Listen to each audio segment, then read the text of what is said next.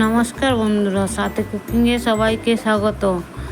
আজকের আমি নিয়ে চলে এসেছি 1 কাপ চিড়া আর 2টি সিদ্ধ আলু দিয়ে একটা নাস্তার রেসিপি, চটপটা রেসিপি। বাচ্চা থেকে বড় এটা সবাই পছন্দ করবে। ভাবছেন সকালে চায়ের সাথে কি খাবেন?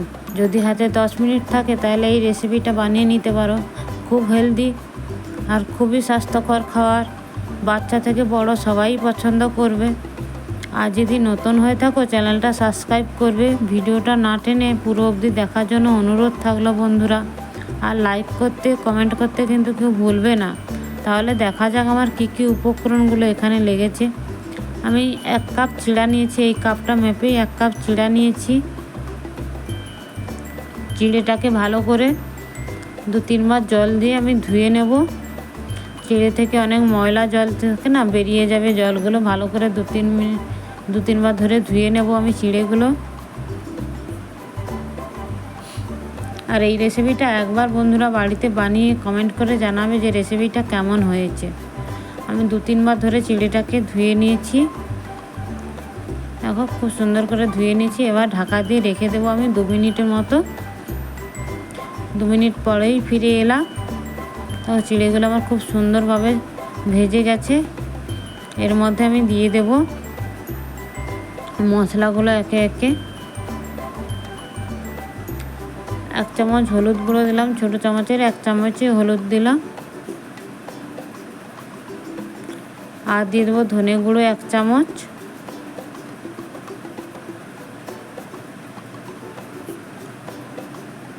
জিরে গুঁড়ো 1 চামচ, কাশ্মীরি লঙ্কার গুঁড়ো কালার হওয়ার জন্য 1 চামচ দিলাম। আর দিয়ে দিচ্ছি আদা কুচি, কাঁচা লঙ্কা, স্বাদ মতো কাঁচা লঙ্কা দিলাম।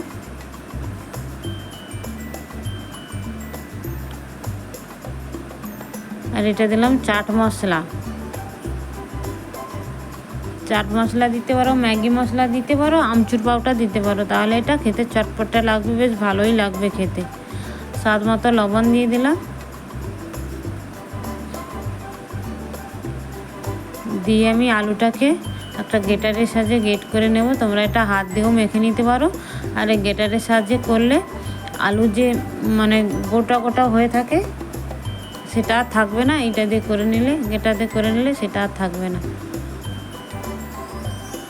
আমি এখানে 2টো বড় সেদ্ধ আলু নিয়েছি। এভাবে গ্রেটার করে নিয়েছি। এবার লাস্টে দিয়ে দিলাম একটু ধনেপাতা কুচি, দিয়ে ভালো করে চিড়ে আর আলুটাকে আমি মাখিয়ে নেব হাত দিয়ে ভালো করে।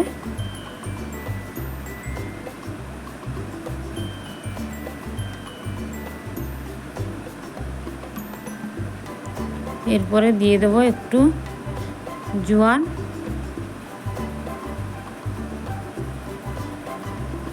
আর একটু দিয়ে দেব শুকনো লঙ্কা। আমি এখানে গুঁড়ো করে রেখেছি, 1 চামচের মতো দিয়ে দিলাম। দিয়ে ভালো করে মিক্সড করে নেব।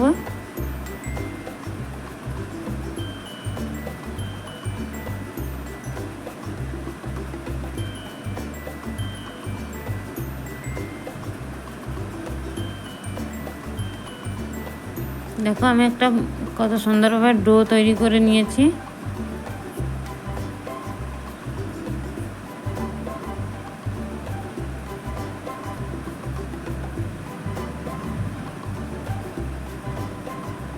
এবার হাতের মধ্যে আমি একটু তেল লাগিয়ে নিয়েছি, নিয়ে আমি শেপ দিয়ে নেব। আমি এটা কাটলেটের মতো শেপ দেবো, তোমরা চাইলে টিকিয়ার মতো শেপ দিতে পারো।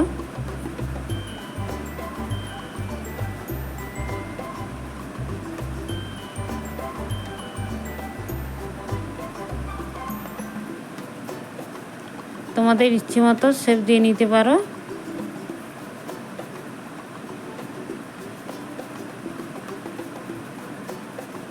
আর এটা খেতে খুবই সুস্বাদু হয়েছিল বন্ধুরা। এরপর আমি গ্যাসের মধ্যে কড়াইটা বসিয়ে দিয়েছি। আমি সব কটা বানিয়ে নিয়েছি। কড়াইটা গরম হয়ে গেছে, এর মধ্যে আমি তেল দিয়ে দিলাম। এই তেলেই কিন্তু আমি সব কটাই ভেজে নেব। তেলটা আমার গরম হয়ে গেছে। এবার একে একে আমি ছেড়ে দেবো কাটলেটগুলো। চিড়ের কাটলেট তো অনেক রকমই খেয়েছে, এরকম একবার বানিয়ে দেখবে বন্ধুরা। দেখতেও যেরকম কাটলেটের মতো হয়েছে আর খেতেও খুব সুস্বাদু হয়েছিল। রেসিপিটা একবার বানিয়ে বন্ধুরা কমেন্ট করে জানাবে যে কেমন হয়েছে রেসিপিটা।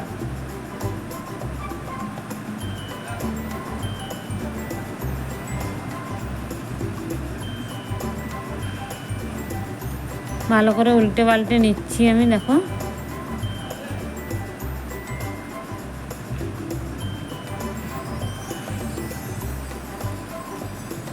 হয়ে গেছে কাটলেটগুলো ভাজা আমার, দেখো।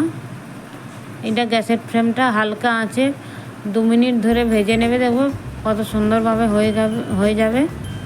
এরপরে আর যেগুলো আছে বাকিগুলো আমি ভেজে নিচ্ছি। এটা তোমরা হালকা তেলেও ভাজতে পারো। আর একটা আমি বানিয়ে দেখালাম টিকিয়ার মতো, দেখো টিকিয়া বানিয়ে নিয়েছি। ওইভাবেও তোমরা শেপ দিতে পারো, এইভাবেও শেপ দিতে পারো। এইভাবে শেপ দিলে দেখতে খুব সুন্দর লাগে, যেন কাটলেট লাগে। সব কটা আমি ভেজে নিয়েছি, দেখো। এইভাবে হালকা তেল দিয়েও ভাজতে পারো। প্রথমটা তোমাদের দেখালাম একটু বেশি তেল দিয়ে ভেজেছি। এরপরে দেখো হালকা তেলে আমি সব কটা ভেজে নিয়েছি।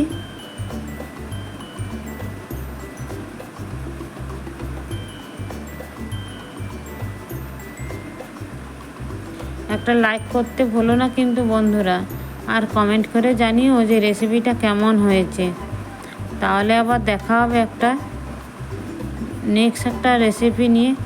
তোমরা সবাই ভালো থেকো বন্ধুরা, সুস্থ থেকো, নিজের খেয়াল রেখো, আশেপাশের খেয়াল রেখো। দেখা হবে আবার একটা নতুন একটা রেসিপি নিয়ে। আর একটা লাইক করতে ভুলবে না বন্ধুরা, কিন্তু লাইক কমেন্ট শেয়ার করবে, তাহলে আমার ভিডিও বানাতে আরও বেশি বেশি ভালো লাগবে। গুড নাইট বন্ধুরা, ভালো থেকো।